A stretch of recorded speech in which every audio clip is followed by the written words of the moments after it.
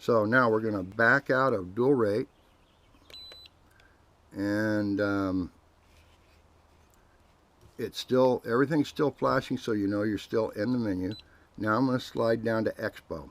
I don't think Expo is something many people would want to change on this particular quadcopter. If you select that, you can see that each channel, I'm switching from 1 to 2 to 4, is all set at 0. And let me show you kind of on a graph how that works.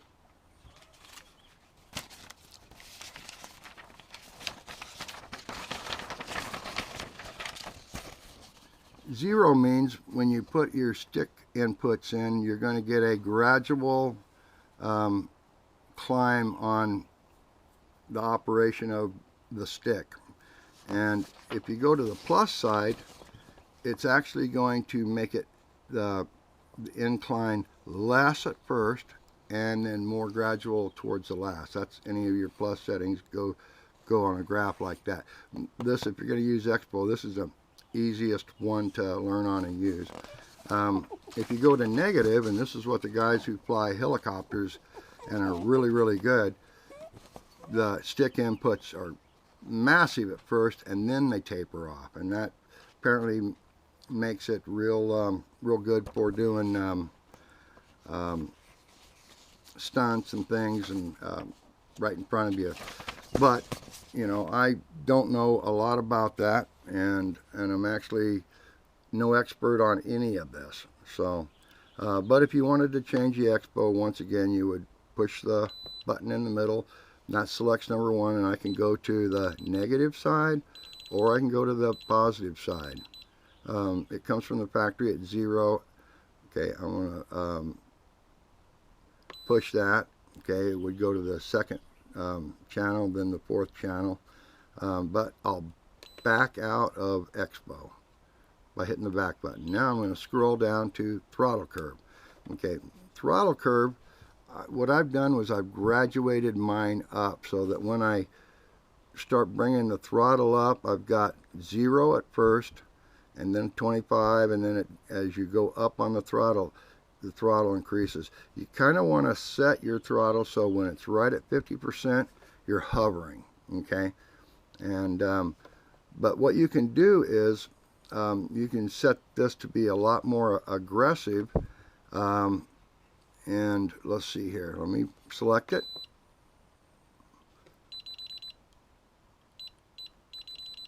Okay, and I've got mine set really mellow at 20, 38, 61, 75. That's really mellow settings for the throttle switch to be in this position. Now if I switch this switch forward, I've got different settings in there. I've got from 25, 40, 70 up to 100. And so now we're going to back out of throttle curve. And pitch curve, P curve is the same thing. You know, you can set it up at a gradual so that when you start moving your stick, it gradually switches on the pitch. If you put a lot of pitch curve in or set that up real high on the number 1 setting, it's going to instantaneously, you know, do this. If you bring all those up to big numbers, boy, this thing's going to really react back and forth. Now, the thing that's not good about that is if you're flying in 3G mode with this switch down, what's not good is once you've done a maneuver or something, you can barely touch your stick without it flipping again.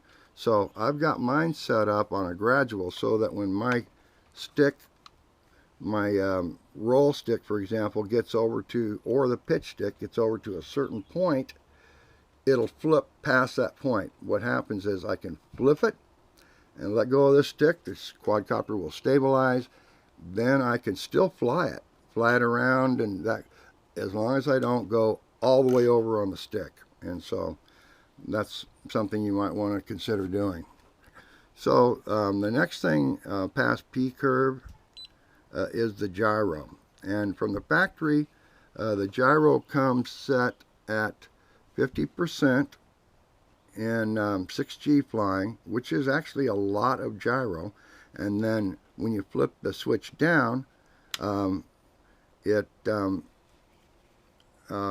goes to 25%. Now I haven't selected it, so it's not showing it, but let's select it. Okay, I've got it. The 6G switch is up, so it's in 6G.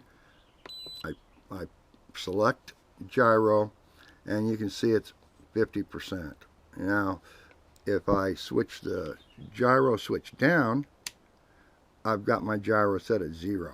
And actually, with this quadcopter, you get quite a bit of stabilization with 0. It never does actually go to 0. And I found it easier to do flips and things like that at 0 than I did at the 25% factory setting. But, you know, you can, you know, do whatever you want. But let's say I wanted to change the gyro. What would I do? Well, I would select it. I would roll the dial up to whatever setting I want. Okay, then I would push this button again. That locks it in. Okay, and so basically that's about the size of this transmitter. So, you know, I hope that helps you.